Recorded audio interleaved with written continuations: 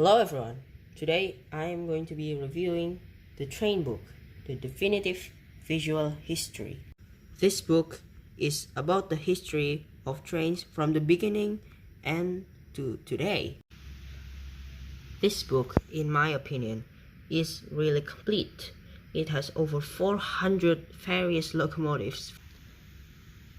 And it's not just British locomotives. There's American, there's Prussian, there's Indian, there's Austrian, there's Russian, there's also German, and there's also Australian engines and other locomotives from other countries. There's Japan, China,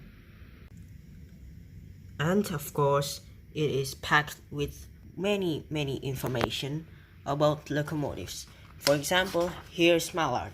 As you can see, there's a lot of pictures and reference material for you to see. There's a description of what is shown in the pictures, and it's really good for modelers who look upon for 100% accuracy.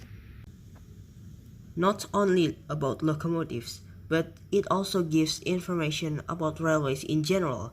As you can see, it is packed with timeline, which is perfect for everyone who wanted to learn about history of the railways. There's also information about railway lines or luxurious trains, posters from various railways and various eras.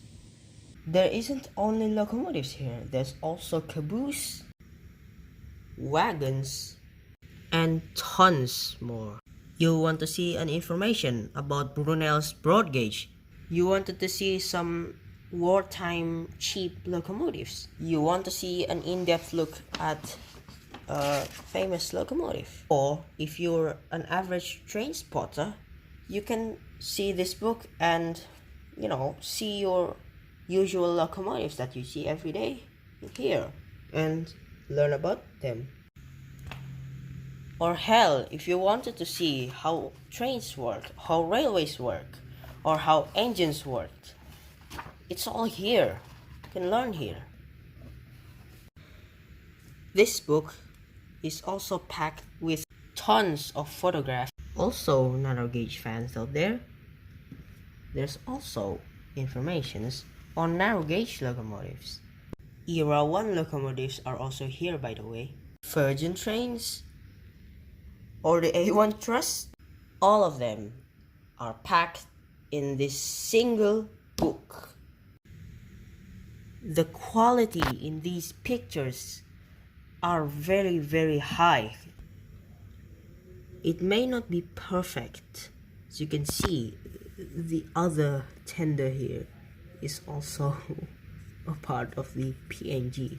And the building behind the GT is also plastered, but yeah, whatever. This whole book only cost £18.99, which in fact I didn't pay for it. I only paid for like £11 or something, and it's really worth it. And that wraps it up then. Thank you for watching, and I'll see you in the next one.